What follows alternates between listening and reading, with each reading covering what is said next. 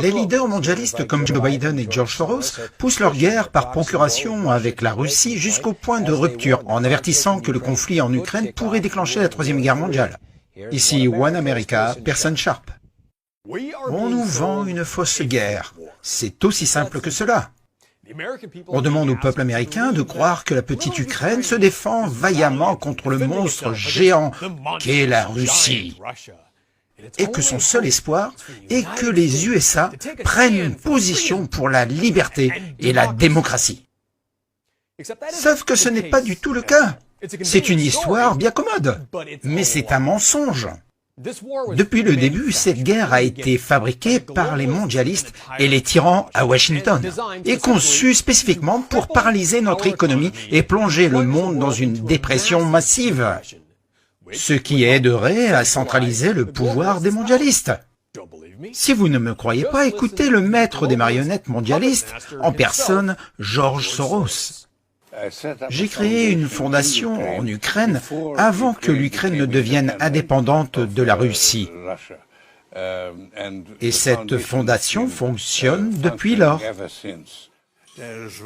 Quelqu'un a été très impliqué en Ukraine, et c'est Biden.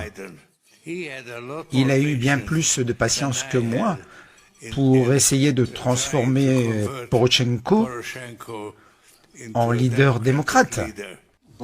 Mais l'opportunité de générer une Ukraine unie,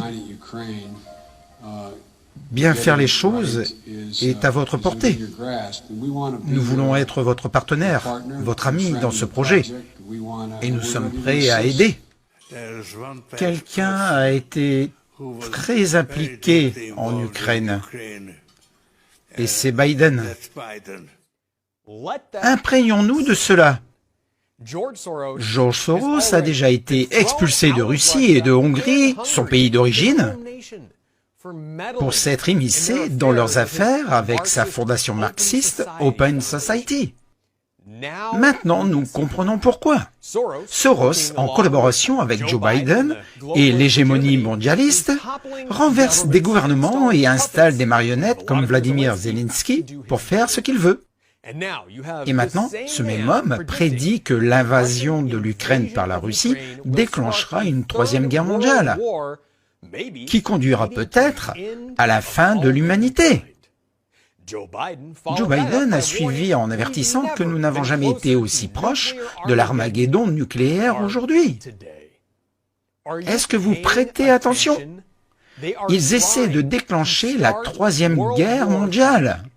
Ils essaient de provoquer la Russie pour qu'elle déclenche l'Armageddon. Pourquoi? Le pouvoir et le contrôle.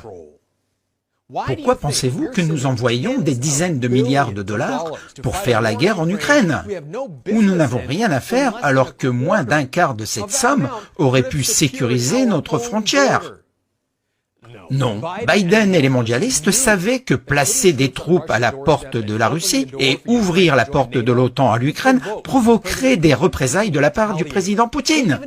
Ils l'ont même admis en 1997, il y a 25 ans.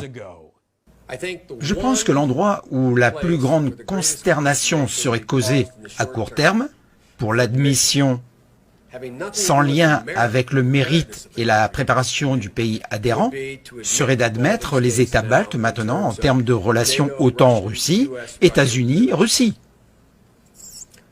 Et si quoi que ce soit pouvait faire pencher la balance, il faudrait le faire. En termes de réaction vigoureuse et hostile, je ne veux pas dire militaire.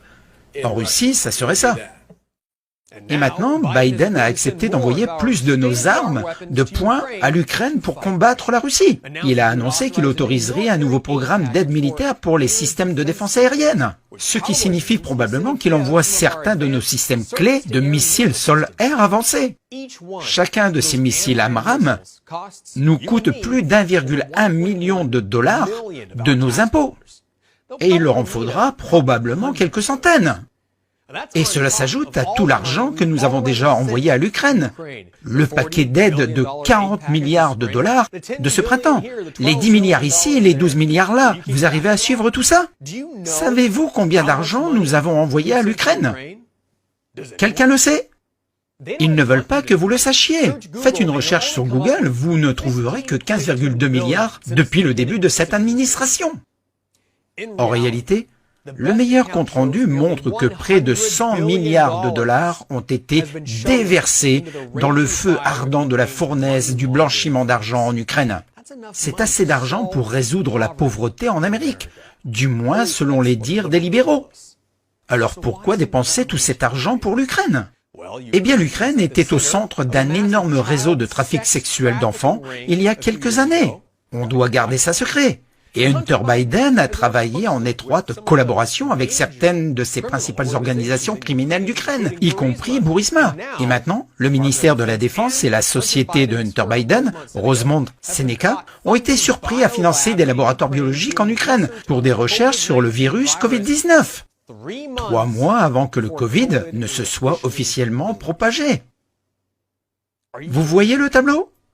Rien de tout cela n'a à voir avec l'invasion de l'Ukraine par la Russie. Il s'agit d'une campagne de poudre aux yeux coordonnée avec les groupes de médias pour couvrir la plus grande escroquerie de l'histoire de notre nation. Peut-être même de l'histoire du monde. Mais ne posez pas de questions. Agitez simplement votre drapeau pour l'Ukraine. Et rappelez-vous, alors que les démocrates paralysent notre économie et envoient tout notre argent et nos armes en Ukraine pour déclencher la Troisième Guerre mondiale, le méchant, c'est Poutine. Pour One American News, ici personne Sherp.